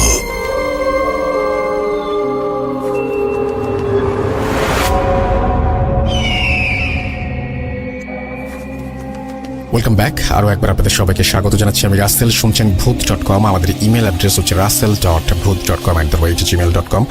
আপনার নাম, ঠিকানা এবং ফোন নাম্বার সহ আপনার জীবনে ঘটে যাওয়া বা আপনার জানা সেরা ঘটনা লিখে পাঠিয়ে দিন আমাদের কাছে। ঘটনার শুরুতে অবশ্যই উল্লেখ করুন যে ঘটনাটি আপনি স্টুডিওতে এসে শেয়ার করতে চান, নাকি আপনি চান আপনার ঘটনা আমরা পড়ে শোনাই। আমি বাংলাদেশের বিভিন্ন প্রান্তে ঘুরেছি ঘটনা কালেক্ট করার জন্য, বিভিন্ন জায়গায় মানুষের সাথে কথা বলার জন্য, তাদের কাছ থেকে তাদের ঘটনাগুলো জানার জন্য, এবং প্রতি মুহূর্তেই আমি নতুন নতুন অভিজ্ঞতার সম্মুখীন হয়েছি। আপনার মনে আছে বা আপনার এরকম কোনো ঘটনা কি আপনার জীবনে ঘটেছে কিনা আপনি দেখেন যে আপনি হয়তো কোনো একটা জায়গায় গিয়েছেন, সেখানে গিয়ে আপনি একজনকে জিজ্ঞেস করলেন যে এইখানে যে এত ভয়ঙ্কর একটা জায়গা, হয়তো তিনি নাইট গার্ড, তাকে বললেন যে এই বিল্ডিংটাতে অনেক ঝামেলা আছে, আপনি এখানে গার্ড দেন, আপনার ভয় করে না? বা আপনি কোনো হসপিটালে গেছেন, যিনি লাশ কাটা ঘরে কাজ করেন বা সেই লাশ কাটা ঘরই পাহারা দেন, তাকে হয়তো আপনি জিজ্ঞেস করলেন যে আচ্ছা আপনি যেখানে হাঁটাহাঁটি করেন রাতের বেলা, আপনার ভয় করে না? উত্তরটা খুব সহজ এবং সবার জানা, না, এক সময় করত, এখন আর করে না। প্রতিনিয়ত যখন ঘটনা ঘটে মানুষের জীবনে, তখন সেগুলো তো অভ্যেস হয়ে যায় না? তো মানে আমি এরকম একজন লিসেনার পেয়েছি যার এই ব্যাপারগুলো লেখা অভ্যেস হয়ে গেছে, এখন আর ভয় পান না। আমার তো মাঝে মাঝে মনে হয় অনেকে বলেন যে আগে ভয় লাগতো এখন ভয় লাগে না, এটা সেই ধরনের কোনো কারণ হতে পারে। যাই হোক, আমি এই ঘটনাটি প্লে করতে চাই আপনাদের জন্য। এক সময় ভয় পেতেন, এখন ভয় পান না, কিন্তু ঘটনাগুলো চলমান। তার ঘটনা শুনে, চলমান ঘটনা শুনে আপনার কি ভয় লাগে? শুনে দেখুন। হ্যালো, আসসালামু আলাইকুম রাসেল ভাই। আশা করি আপনি আল্লাহর অশেষ রহমতে ভালো আছেন এবং সুস্থ আছেন। তো প্রথমেই আপনাকে বা আপনার প্রতি অসংখ্য কৃতজ্ঞতা প্রকাশ করছি, কারণ আপনি এই প্রোগ্রামটা বিগত 10 বছর ধরে সচল রেখেছেন এবং এই মহামারীর মধ্যেও প্রতিটি শুক্রবারে আমাদের ভয়ের জগতে নিয়ে যাচ্ছেন। এই জন্য আপনার প্রতি অসংখ্য ভালোবাসা আমাদের। তো অনেকদিন ধরে ভাবছি ঘটনা পাঠাবো, তো পাঠানো আর হয়নি ব্যস্ততার কারণে। তো আমি এই প্রোগ্রামটা 2016 সাল থেকে শুনি, আমি তখন ক্লাস 7-এ পড়ি। তো প্রথমে আমার পরিচয়টা দিই। আমার নাম মোহাম্মদ মিনহাস, আমার বাড়ি হচ্ছে বরিশাল জেলার মুলাদী উপজেলায়। আমি এবার এসএসসি এক্সাম দিয়েছি। তো আজকে যে ঘটনাটা আপনাদের সাথে শেয়ার করব, সেটা আমার নিজে এক্সপিরিয়েন্স করা, আমার ফার্স্ট এক্সপিরিয়েন্স করা ঘটনা, নিজের অভিজ্ঞতা। তো আপনাদের কাছে কেমন লাগবে আমি সেটা জানি না, আমার কাছে প্রচন্ড ভয় লেগেছে। যখন নিজের সাথে কোনো ঘটনা ঘটে তখন সেই বুঝতে পারে যার সাথে ঘটে। তো রাসেল ভাইয়ের মতো একটা কথা বলতো যে বিশ্বাস করা বা না করা আপনাদের ব্যাপার। যেহেতু voot.com কে ভালোবাসি, রাসেল ভাইকে ভালোবাসি, সেই ভালোবাসা থেকেই ঘটনা পাঠিয়েছি। এবং এই ঘটনাটা যদি সিলেক্ট হয় তাহলে নেক্সট এপিসোডে অথবা অন্য কোনো সময়ে অবশ্যই ঘটনা পাঠাবো। আমার কাছে প্রচুর ঘটনা আছে, আমার ফ্রেন্ডদের, আমার এলাকার, আমার পরিবারের, আমি অনেক ঘটনা কালেক্ট করেছি। যেহেতু voot.com কে অনেক ভালোবাসি, এই প্রোগ্রামটা আমি যখন থেকে শুনি তখন থেকে লাইভ শোনার ট্রাই করি। 2-1 এপিসোড মিস গেলে আমি সেগুলো ডাউনলোড করে শুনতাম। তো মাঝখান দিয়ে যখন শুনলাম FM বন্ধ হয়ে গেছে, অনেক কষ্ট পেয়েছিলাম রাসেল ভাই, বিশ্বাস করেন। সো আপনি আবার ব্যাক করেছেন, অনেক খুশি হয়েছি। তো সরাসরি আমি আমার ঘটনায় চলে যাই। আমি যে ঘটনাটা আপনাদের সাথে আজকে শেয়ার করব, এই ঘটনাটা বেসিক্যালি 2017 সালে আমার সাথে ঘটেছে। আমি তখন ক্লাস 8-এ পড়ি। কত তারিখের ঘটনা আমার এক্সাক্ট মনে নাই, তবে মার্চ মাসের ঘটনা, এটা আমার মনে আছে। তো আমরা জানি ওই টাইমে কিন্তু অনেক গরম পড়ে। তো এমনই একদিন বা ঘটনার দিন, আমি 4টা বাজে যখন স্কুল ছুটি দেন বাড়ি আসি। বাড়ি এসে গোসল করে খাওয়া দাওয়া শেষ করে একটু রেস্ট করি। তো তখন আমরা যেটা করতাম সেটা হলো, তো আমরা যখন যেহেতু জিএসসি এক্সাম দেব, তো একটু পড়াশোনার প্রেশার বা চাপ বেশি থাকে। তো আমাদের স্কুলে ম্যাথের টিচার একজন ছিল, যেহেতু 9-10 ব্যাচেলর পড়ানো লাগতো। তো আমরা স্পেশাল ভাবে, আমরা ছেলেরা 5 জন, 1 থেকে 5 লেভেল পর্যন্ত আমরা স্যারের কাছে সন্ধ্যা থেকে মাগরিব থেকে স্যার পর্যন্ত প্রাইভেট পড়তাম। তো ঘটনার দিন পড়তে যাই, তো আমরা পড়তাছি হঠাৎ মানে অন্ধকার হয়ে যায় এবং মেঘ ডাকছে, বিদ্যুৎ চমকাচ্ছে, বোঝাই যাচ্ছিল যে বৃষ্টি হবে। তো স্যারও ব্যাপারটা বুঝলো এবং স্যার আমাদের বললো তোমরা তাড়াতাড়ি বাড়ি চলে যাও, বৃষ্টি নামবে মনে হয়। তো স্যার ছুটি দিয়ে দিল এবং আমরা বাড়ির উদ্দেশ্যে রওনা দিব। তো আমি একটু বর্ণনা দিই। আমার স্কুল থেকে বাড়ির দূরত্ব প্রায় 10 থেকে 15 মিনিট এবং আমার স্কুল থেকে বের হলেই বাজার, মানে বাজার এবং স্কুল একসাথে অ্যাটাচ করা। তো আমি যখন স্কুল থেকে বাড়ি আসবো তখন আসার পথে আমার হাতের বাম পাশে হচ্ছে খাল এবং হাতের ডান পাশে 3-4 মিনিট হাঁটলে বাড়ি, এরপর শুধু জঙ্গল। তো আমি হাঁটতেছি। তো ঘটনার কিছুদিন আগে নতুন একটি লাশ দাফন করা হয় আমার যাওয়ার পথেই, 10 থেকে 15 দিন আগে, সঠিক আমার মনে নেই, তবে আমার ঘটনার আগে। তো যা হোক, বিদ্যুৎ চমকাচ্ছে, মেঘ ডাকছে, বৃষ্টি তখন হচ্ছিল না। তো আমি যখন 3-4 মিনিট ক্রস করলাম তখন জঙ্গলের কাছাকাছি। তো আমি কবর থেকে একটু দূরে, তখন বেশি না, একটু ডিস্টেন্স দূরে, তখন আমার হাতে লাইট আছে, তবুও বিদ্যুতের ঝলকে আমার চোখটা কবরের দিকে চলে যায়, যেহেতু আমি কাছেই ছিলাম। মানে আমি একবার মনে হলো বা আমি দেখলাম যে কে একজন কবরের পাশে বসে আছে। মানে আমি প্রচন্ড ভয় পেয়ে গেলাম। আমি তাড়াতাড়ি কবরটা ক্রস করলাম। আমি এতটাই ভয় পেয়েছি আমি যে মানে সাহস করে লাইটটা মেরে বা পিছনে দেখবো কবরের দিকে আসলে কেউ কি বসে আছে নাকি আমার মনের ভুল, মানে আমার ওই সাহসটুকু হচ্ছিল না। আমি এতটা ভয় পেয়েছি। আমার কোনো মতেই ভুল হওয়ার কথা না, কারণ যেহেতু আমি ওই টাইমে সন্ধ্যাবেলা, তারপর আমি তো সুস্থ মস্তিষ্কে হাঁটছিলাম। তো বিদ্যুতের ঝলকানিতে কেউ একজন বসেছিল, এটা আমি শিওর দেখেছিলাম।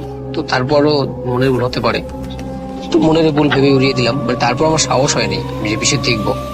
যাই হোক, আমি বাড়ি চলে গেলাম এবং খাওয়া দাওয়া করলাম এবং যথারীতি আমি ঘুমাতে গেলাম। ওই দিন বেশি পড়ি নাই, মানে আমার মাথা ধরছিল, প্রচন্ড ব্যথা করছিল, এই জন্য। সো কিছুতে আমার ঘুম আসছিল না, মানে কোনো রিজন না, আমার ঘুম আসছিল না। মানে আমি এপিট ওপিট করছি খাটের, আমি একলা ঘুমাতাম। তো অনেক রাত হয়ে গেল, 10-12টা বেজে গেল। হঠাৎ আমি খেয়াল করলাম, যেহেতু আমরা গ্রামে বাস করি, তো আমাদের উঠান ছিল। উঠানে আমার রুমের সাথে বাইরে যে আমাদের উঠান, ওখানে আমাদের পেয়ারা গাছ ছিল। তো আমি টের পেলাম বা আমি খেয়াল করলাম পেয়ারা গাছকে যেন ঝাঁকুনি দিচ্ছে, প্রচুর পেয়ারা গাছটা লড়ছে এবং প্রচুর বাতাস হচ্ছে এবং শব্দ। এবং আমার ঘরের পাশে হচ্ছে আমার জানালার পাশে হচ্ছে একটা ছোট ফাঁকা বলা হয়, আমার হাঁটার জন্য একটা স্থান।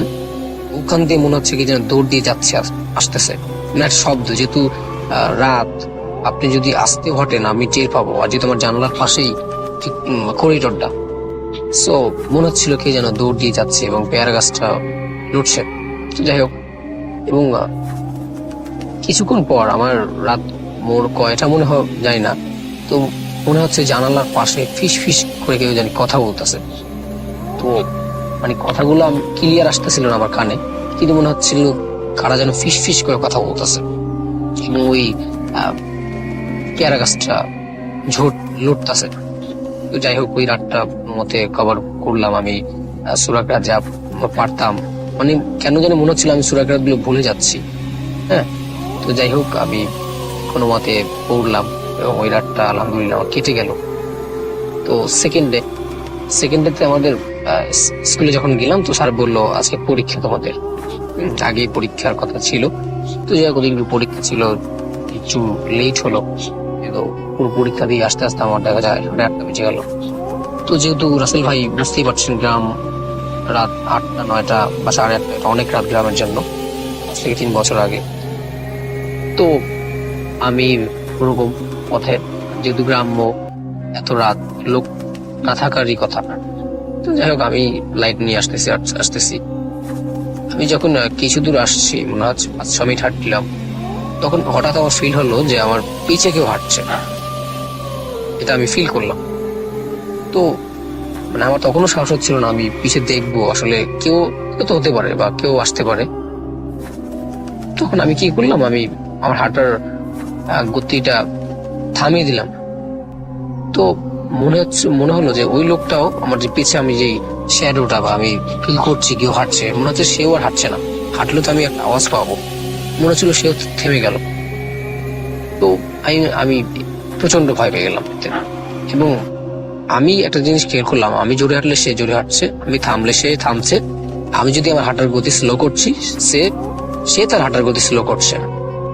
এখন কিন্তু রাসেল ভাই এটা আপনি একলা একটা পথে হাঁটছেন, তাও রাতে, এবং এরকম অবস্থা যদি হয় যে আপনি জোরে হাঁটছেন, একটা লোক জোরে হাঁটছে, আপনার পিছে আপনাকে ফলো করছে, ভয় তো পাবেনি। তো যেহেতু আমি তখন বড় ছিলাম না বেশি, মাত্র ক্লাস 8-এ পড়তাম, এটা তখন উঠেছি সবাই মাত্র, তুমি অনেক ছোট, তো ভয় লাগারই কথা। তো প্রচন্ড ভয় পাচ্ছিলাম এবং মনে মনে মনে দোয়া দুরূদ পড়ছিলাম, সূরা রাত পড়ছিলাম।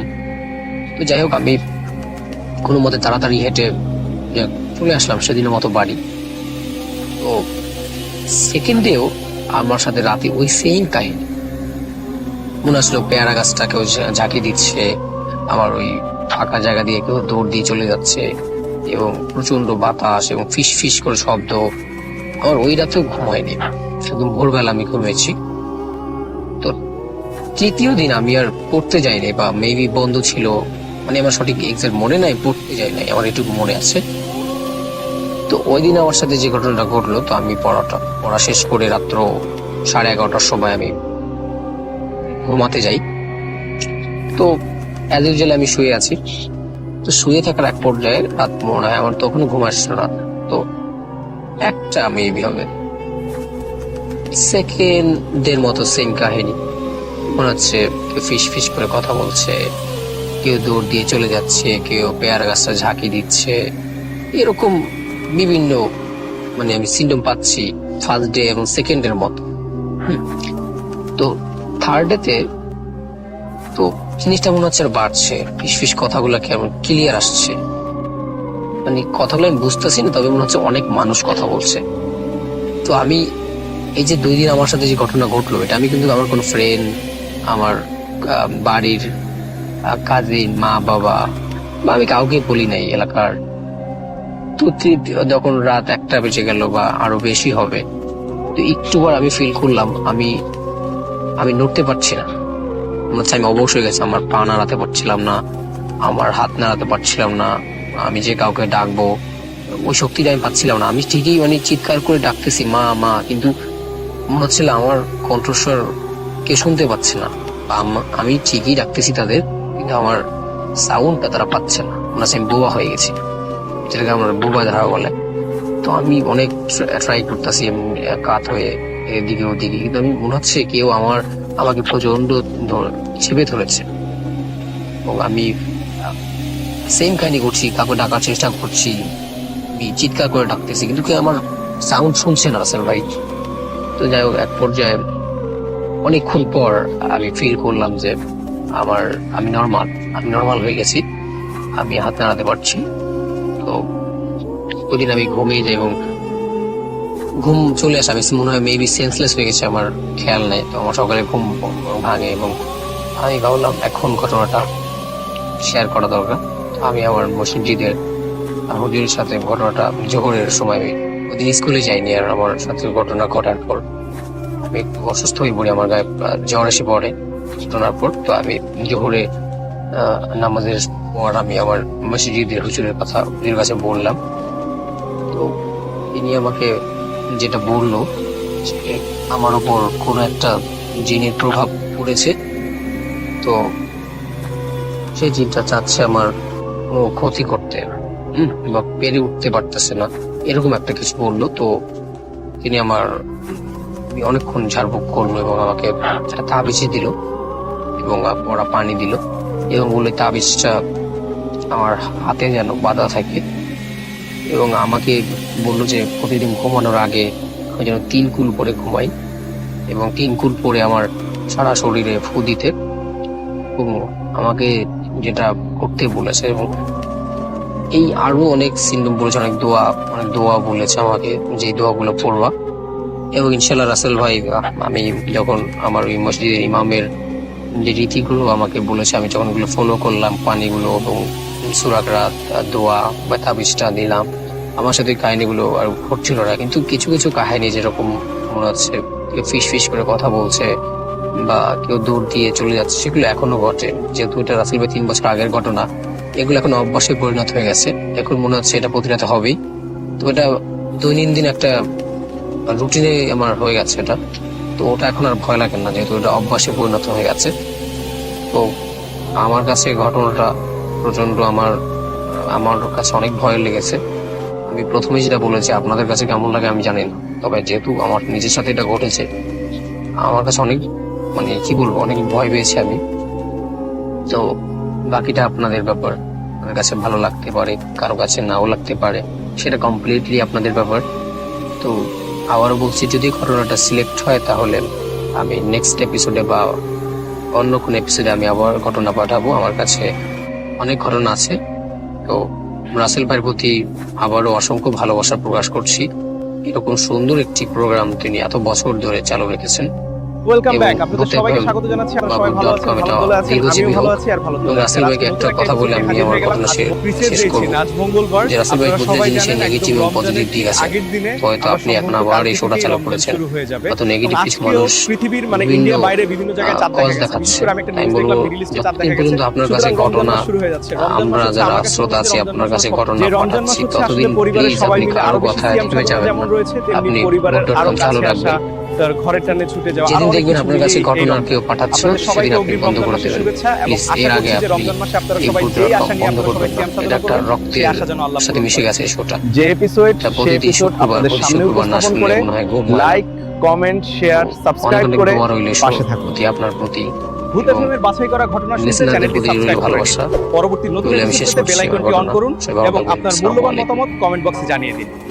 For selected incidents of Ghost FM, subscribe to the channel, turn on the bell icon to get new episodes, and let us know your valuable feedback in the comment box. Subscribe to the channel to listen to the selected events of Boot FM. Turn on the bell icon to get the next new episode and give your valuable feedback in the comment box. Boot.com. The fear returns with Russell.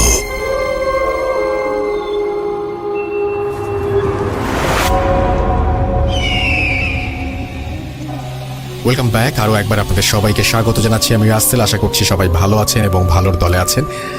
আমিও ভালো আছি এবং ভালোর দলে আছি এবং প্রতিটা মুহূর্তে আপনাদের জন্য নিজেকে তৈরি করি, এখন সেটাই করছি এবং চাই যে আপনারা সবসময় আমাদের সাথে থাকেন। তো আমি বলছিলাম যেটা জমিদার বাড়ির ঘটনা শোনাবো আপনাদেরকে, সেই জমিদার বাড়ির ঘটনা তো আমি শোনাবই, তবে তার আগে একটা ছোট্ট ঘটনা আমি পড়তে চাই। আসলে এই ঘটনাটি খুব ছোট, কিন্তু যিনি লিখেছেন তিনি আরও ছোট, ক্লাস 7-এ পড়েন। তো আমার মনে হচ্ছে কি সুইট ব্যাপারটা যে তিনি একটা ঘটনা পাঠিয়ে দিয়েছেন আমাদেরকে। আমার খুব পড়তে ইচ্ছা করলো যে না, আমি ইন্সপায়ার করতে চাই এই ব্যাপারটা। তো তিনি প্রথমেই খুব সুইট করে লিখেছে যে ঘটনাটি আপনি পড়ে শোনান। আসসালামু আলাইকুম রাসেল ভাই, কেমন আছেন? আশা করি ভালো আছেন এবং ভালোর দলে আছেন। আজকে ভূত.com-এ আমার ফার্স্ট ঘটনা যেটা আমি শেয়ার করতে যাচ্ছি। আমাদের বাসা পাবনা জেলায়। আমার এলাকায় অনেক দিন ধরে কিছু ঘটনা ঘটে যাচ্ছে, ভাবছি বলবো কি বলবো না। আজ আমাকে বলার সুযোগ করে দিয়েছেন, এই জন্য অনেক অনেক ধন্যবাদ। আমার ঘটনা হলো আমার আম্মুর সাথে ঘটে যাওয়া ঘটনা। আমার এলাকার নাম মাদারবাড়িয়া। এই এলাকায় অনেক অনেক ঘটনা প্রায়ই ঘটে এবং ঘটে যাচ্ছে।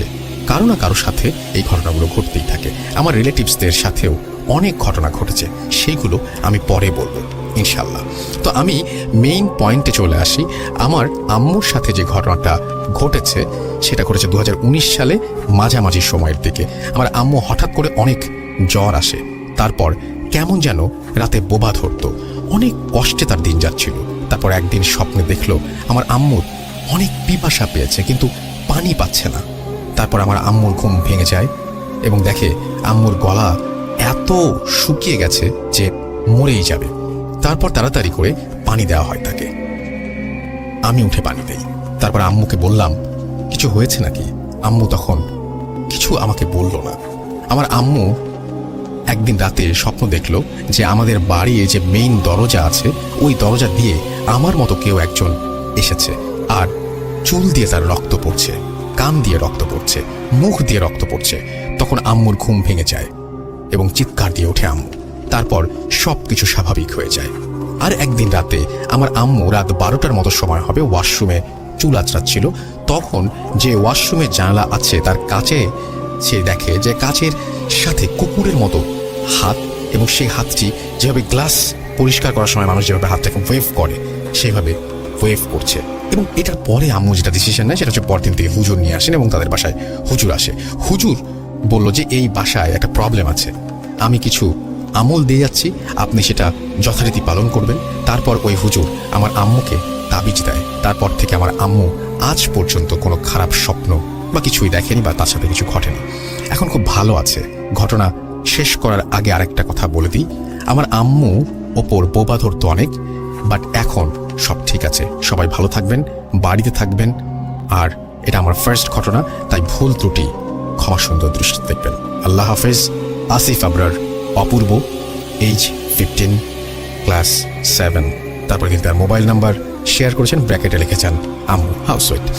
এবং আমার মনে হয় যে অনেক ধন্যবাদ। এবং আমি আমার মনে হয় যে একেবারে নতুন ফ্রেশ একজন লিসেনার আমাদের এই আবরার অপূর্ব, আসিফ আবরার অপূর্ব। অনেক অনেক ধন্যবাদ। অনেক বড় হও তুমি, অনেক ভালো হও তুমি, এবং এভাবে আমাদের সাথে থাকো। তবে পড়াশোনাটা সবার আগে, এটা মাথায় রাখতে হবে। এবং তোমার ঘটনার জন্য তোমাকে অসংখ্য ধন্যবাদ। এবং আমি জানি যে তোমার বাবা মা তোমাদের সাহায্য করেছেন। তোমার প্যারেন্টসের জন্য শ্রদ্ধা এবং অনেক অনেক কৃতজ্ঞতা। আপনারাও এরকম ঘটনা পাঠাতে পারেন, এবং আপনারা যদি ঘটনা পাঠাতে চান, আমাদের ইমেল অ্যাড্রেস হচ্ছে russell.booth.com@gmail.com। এখানে নাম, ঠিকানা এবং ফোন নাম্বার সহ আপনার জীবনে ঘটে যাওয়া বা আপনার জানা সেরা ঘটনা লিখে পাঠিয়ে দিন আমার কাছে। ঘটনার শুরুতে অবশ্যই উল্লেখ করুন যে ঘটনাটি স্টুডিওতে এসে শেয়ার করতে চান, নাকি আপনি চান আপনার ঘটনা আমরা পড়ে শোনাই। যারা দেশের বাইরে রয়েছেন তারা সরাসরি লিখে পাঠাতে পারেন, অডিও ক্লিপ করে পাঠাতে পারেন। এখনকার যে সিচুয়েশন, অডিও ক্লিপ পাঠানোটাই সবচেয়ে বুদ্ধিমানের কাজ। তবে কেউ যদি আমাদের স্টুডিওতে আসতে চান, অবশ্যই লিখবেন আপনি আসতে চান। স্বাস্থ্যবিধি মেনেই আমরা স্টুডিওতে আস্তে আস্তে আপনাদের আমন্ত্রণ জানাবো, এবং সেভাবেই একটা সময় আমরা লাইভ অন করে দেব। তো আপনাদের এই সহযোগিতাটাও দরকার, এবং অবশ্যই স্বাস্থ্যবিধি মেনে আসতে হবে, সেটা হচ্ছে প্রথম শর্ত। আমাদের ফেসবুক পেজ হচ্ছে www.facebook.com/russell.স্বাধীন। সেখানেও আপনারা আসুন, এবং আশা করছি আপনাদের সময়টা ভালো কাটবে আমাদের সাথে। এখন যেটা করব সেটা হচ্ছে, কোনো কথা হবে না। আমরা জমিদার বাড়ি, পুরনো যে কোনো বাড়ি, যা কিছুই হোক না কেন, এগুলোর প্রতি আমাদের অন্য রকম একটা আকর্ষণ থাকে। আমরা পুরনো কোনো স্থাপনা দেখলে ভাবি যে এখানে নিশ্চয়ই কিছু না কিছু ঘটে, এখানে কোনো না কোনো ব্যাপার আছেই জড়িত। সেই রকমই একটা ব্যাপার হচ্ছে জমিদার বাড়িগুলো। বাংলাদেশের বিভিন্ন প্রান্তে জমিদার বাড়ি রয়েছে, সেখান থেকে আমরা লাইভ করতে চাই, আমরা জানাতে চাই সেই ঘটনাগুলো যেগুলো সেখানে এখনো ঘটে চলেছে। আপনারা আমাদের সহযোগিতা করুন। আমাদের ইমেল অ্যাড্রেসে আপনার এলাকায় যদি কোনো পুরনো জমিদার বাড়ি বা রাজার বাড়ি থাকে সেটা জানান। আমরা কিন্তু মাঝে মাঝে পুঠিয়া থেকে অনেক ঘটনা পাই, ময়মনসিংহ থেকে ঘটনা পাই, আরও বিভিন্ন জায়গায় এরকম জমিদার বাড়ি, রাজার বাড়ি ছড়িয়ে ছিটিয়ে রয়েছে। সেগুলো আমরা সবাইকে জানাতে চাই, সারা বিশ্বকে জানিয়ে দিতে চাই। এখন চলে যাব একটা জমিদার বাড়ির ঘটনায়। শুনুন এবং দেখুন কেমন লাগে, সাথেই থাকুন। হ্যালো, আসসালামু আলাইকুম। রাসেল ভাই, আশা করি ভালো আছেন। আমার নাম আতাউল্লাহ, কাতারের থেকে বলছি।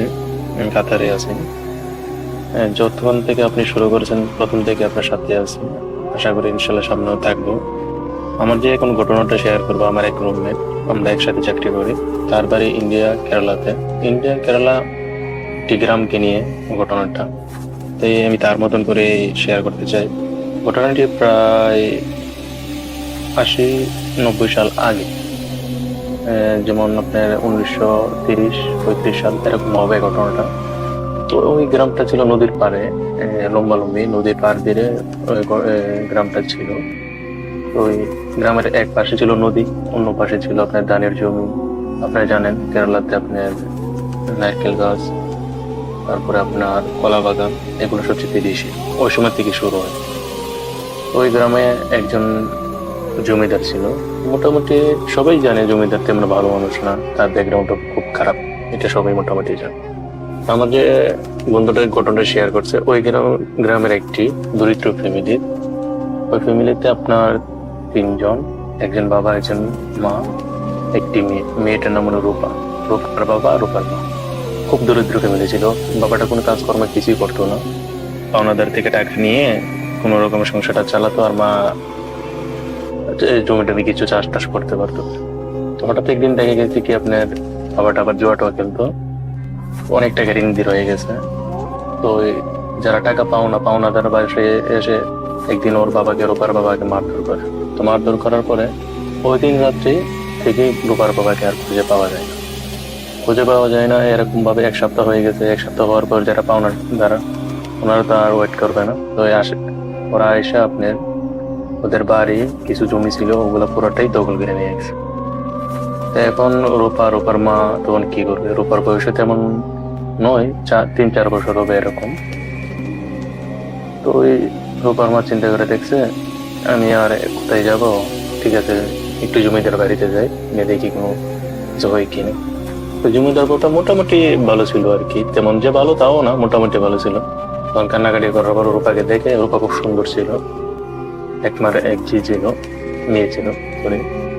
রূপাকে দেখে মোটামুটি জমিদার খুব পছন্দ করে। ওনারও কোন মেয়ে ছিল, ওনার 3টা ছেলে ছিল।